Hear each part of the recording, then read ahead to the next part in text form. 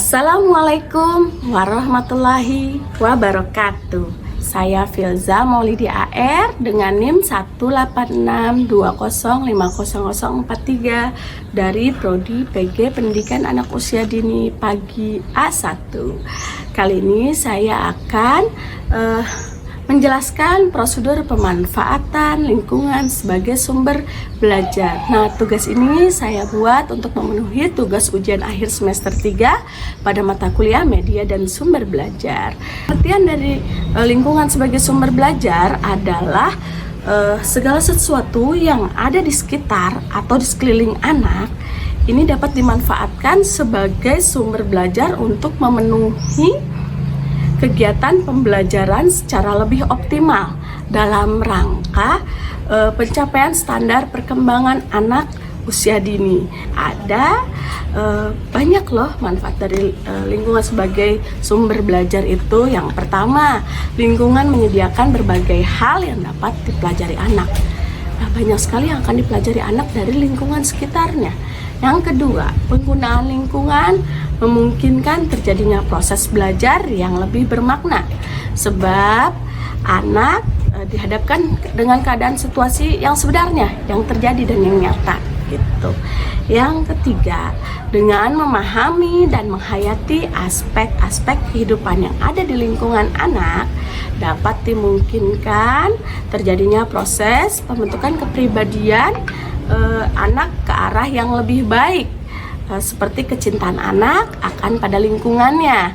Nah, yang keempat, lingkungan menyediakan sumber belajar yang sangat beragam.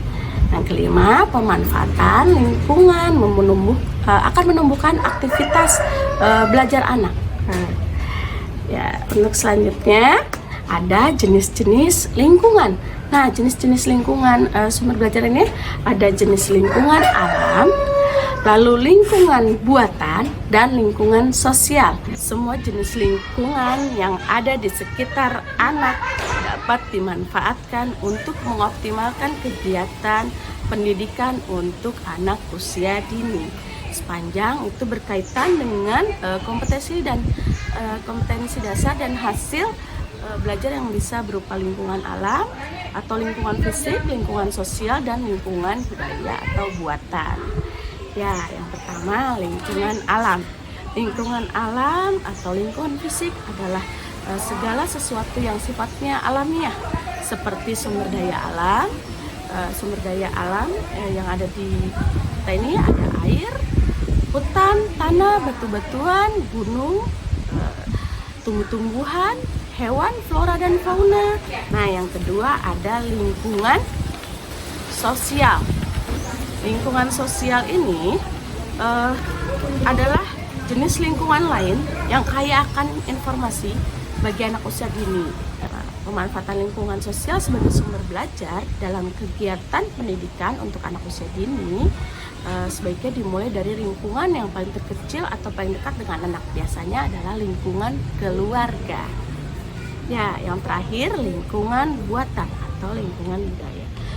Yang lingkungan ini sengaja dibuat atau diciptakan, dibangun manusia untuk tujuan tertentu yang bermanfaat bagi kehidupan manusia. Nah, ini adalah lingkungan buatan.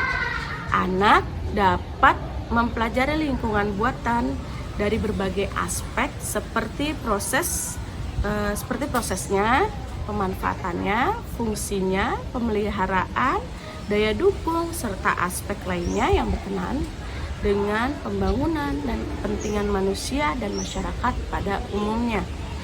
Agar penggunaan lingkungan ini efektif, perlu disesuaikan dengan rencana kegiatan atau program yang ada. Dengan begitu, maka lingkungan ini dapat memperkaya dan memperjelas bahan ajar yang dapat dipelajari dan bisa dijadikan sebagai laboratorium belajar anak. Nah, lingkungan buatan ini bisa seperti kolam ikan, taman sekolah, kebun sekolah, waduk dan misalnya itu adalah lingkungan buatan itu.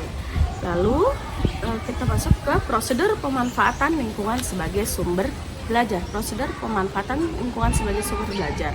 Nah, apabila kita menginginkan anak memperoleh hasil belajar yang banyak dan bermakna dari sumber belajar lingkungan, maka kita perlu pembuatan persiapan yang sangat matang.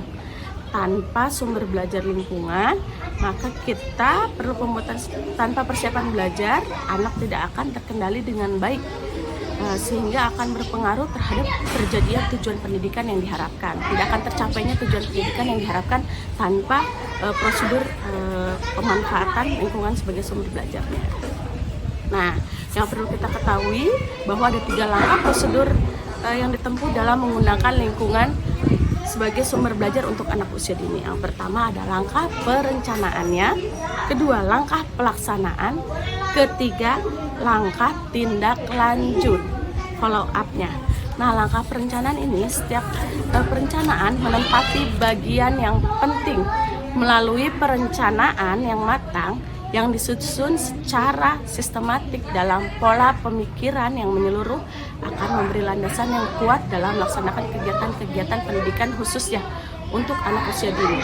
Nah, guru selaku pengelola kegiatan belajar harus mengetahui dan memahami tentang apa-apa yang harus direncanakannya. Setelah membuat proses perencanaan, maka yang kedua adalah pelaksanaannya. Bagaimana pelaksanaannya? Harus mengikuti sesuai dengan perencanaannya. Lalu follow up-nya. Nah, follow up-nya ini biasanya kita akan memberikan tugas kepada anak atau memfollow up kembali apa yang anak lihat. Gitu. Ya, itu aja yang bisa saya sampaikan. Kurang lebihnya saya mohon maaf. Wassalamualaikum warahmatullahi wabarakatuh.